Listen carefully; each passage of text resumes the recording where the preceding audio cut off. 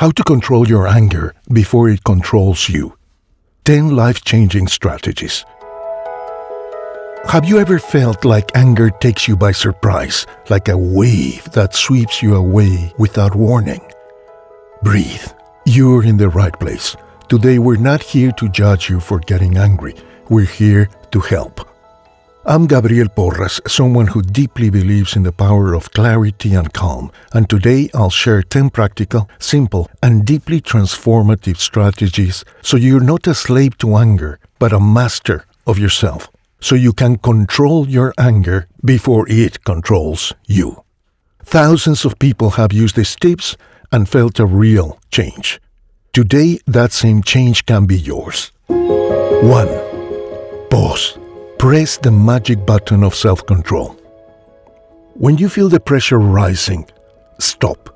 Don't talk, don't shout, don't write an incendiary email.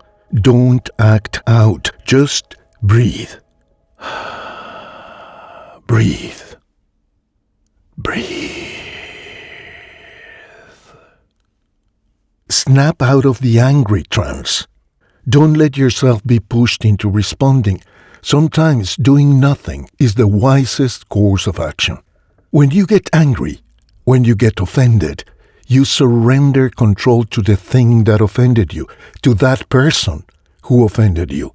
The person who angered you takes control of you. Don't react, because then you lose. Regulate your response and regain control. Breathe, think, process. Your emotions are yours and yours alone. Don't allow anyone else to control them for you. When you stop, breathe, and process, and only then respond, you are the master of your state and your emotions, not your adversaries. It is very wise to do nothing. Just breathe deeply, slowly. Let 20 minutes, 2 hours, a day, or even a week pass. Hack. Slowly count to 10 or mentally say a phrase that grounds you and empowers you, like, I am calm. I am at peace. I am bigger than this. 2. Breathe as if you want to go to sleep. Your breathing changes your emotions, your state, your chemistry. If you breathe as if you were at peace, your body will begin to believe you and relax. If you control your breathing, you control your emotions. Your mind and body will always obey your breathing. Hack. Use the 4x4 method. Inhale for 4 seconds, hold for 4, exhale for 4, and then hold again for 4. Inhale for 4, hold for 4, exhale for 4, hold for 4. Or if you want, you can also inhale for 4 seconds and exhale for 6 or even 8, making the exhalation longer than the inhalation. Do this 5 times. This way you'll be reducing that cortisol that's burning your veins. Breathe as if your life depends on it, because it does. 3. Call your emotion by name. When you call your upset, your anger, by name, you begin to take away its power. You're not vaguely furious. You're frustrated because things didn't go the way you wanted. Disappointed because someone lied to you or betrayed you. Hurt because someone abused your trust. That can be worked on. If you call the name of what caused your anger and describe it, even briefly, you capture it. You start to take it under your control. Hack. Say quietly, I'm feeling X because Y. As in, I am feeling anger because my car was stolen, because my wife or child doesn't respect me, because the corrupt candidate from the most corrupt party just won the election. The more specific you are, the greater your power to move forward. It's like putting out an emotional fire. Accept that you're not always right and that it is inevitable that you'll make mistakes from time to time. Perhaps this was an instance and you're learning something important about your limits, your prejudices, which we all have, or your roots. Consider what lesson you need to learn from this unpleasant experience and turn, thus, your anger into growth. 4. Get out of jail at once. Stop ruminating. Mentally rehashing what hurt you is like drinking coffee to help you sleep, or rubbing yourself with garlic to entice people to come closer to you. I promise it doesn't help. Hack. Force your mind to change direction.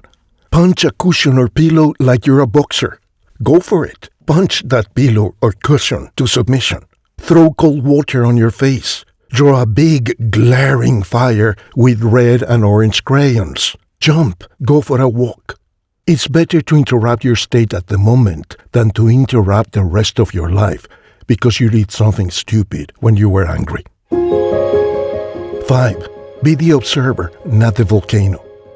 Imagine your mind is the sky and anger is just a passing cloud in that sky. Observe it, but don't become the cloud because you are the sky. Hack. Try this and tell me how it goes. 30 seconds of observing your anger without judging it or judging yourself for feeling angry. Without arguing about whether it's right or wrong, whether it's fair or not to feel this way. Just observe. I promise you, you might find that your anger, like a toddler, just wants your attention, just wants you to look at it. You don't have to say anything, you don't have to tell it anything, you don't have to fix anything for it. You just have to let it know that you're not going to ignore it, that you get the message, that it can relax. 6. Move your body, change your state. Physical movement burns away emotional poison. Literally. Hack. Dance. Jump. Do jumping jacks or Cossack jumps. Climb stairs. Do 10 squats. Or walk for 5 minutes to save yourself from an explosion. Especially, of course, if you walk like the Pink Panther. Ta-dun, ta-dun, ta-dun, ta-dun, ta-dun, ta-dun, ta-dun, ta-dun, ta-dun. You know how it goes. 7. Write it down. The pages won't explode. Remember the very beginning of the Iliad, the most powerful and beautiful poem of antiquity. Sing, O goddess, of the rage of Achilles. Homer put those outbursts of deadly rage into a poem, and what a gift he gave us all by doing that. What you put in writing never explodes, but what you keep bottled inside you will.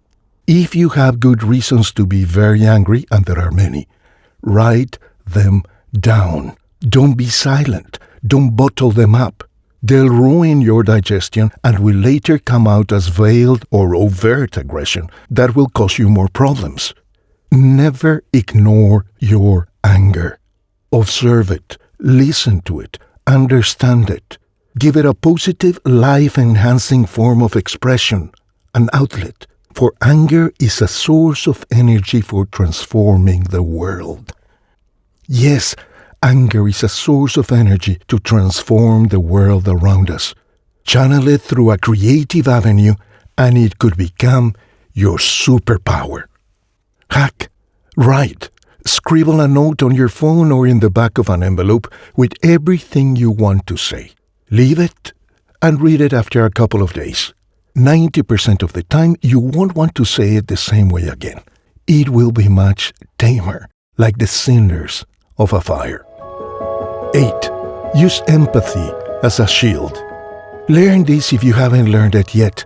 The vast majority of people don't want to hurt you. They're just dealing with their own battles and wounds. Hack.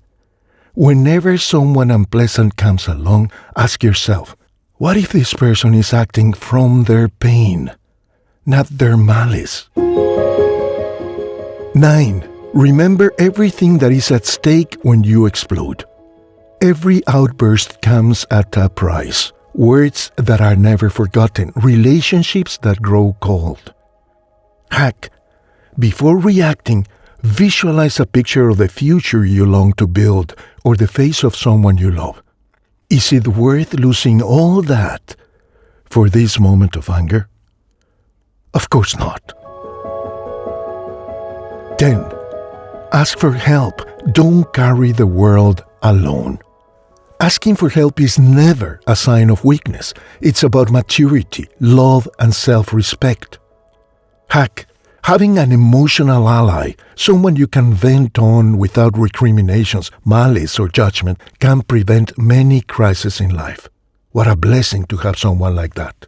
And if you don't have such a good person at hand, vent your anger and frustration on the pages of a journal. Let the journal be the person who listens to you. Use your journal to vomit all the bile that scorches your veins, because you should not be carrying that inside you. Vomit all the bile into the page. Anger is never initially your enemy. It's a signal, a call that something within you urgently needs attention. Today we explored how to listen to your anger without destroying yourself or those around you. Remember, you are not your emotions. You are the person experiencing them. You are not the clouds. You are the sky on which the clouds are floating. Observe them and learn from them. Name them in order to befriend them, to familiarize yourself with them. Describe what you feel, because that's how you maintain control. If this episode helped you, share it with all those who need to hear this. And if you want more tools to heal, grow, and win, subscribe and click the bell. See you in the next episode. And remember, breathe.